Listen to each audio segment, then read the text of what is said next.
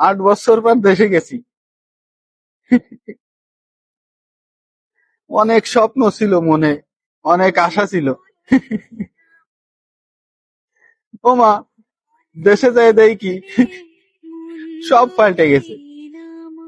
এমনকি নিজের মা বাপ তারাও কেমন যেন ফরফর হয়ে গেছে। অনেক আশা ছিল মা বাপের কোলের ভিতর বসে কিছু খাবো, কই যে দেখি অন্যর সন্তানকে কোলের ভিতর বসায় খাওয়াচ্ছে। জানলাতে দেখি, জানলাতে অন্য সন্তান রে কোলের মধ্যে নিয়ে খাওয়াচ্ছে।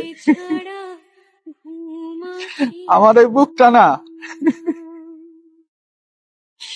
তখন ফাইটে চুর মার হয়ে যায়। মনে হয় যে গলায় দড়ি দিয়ে।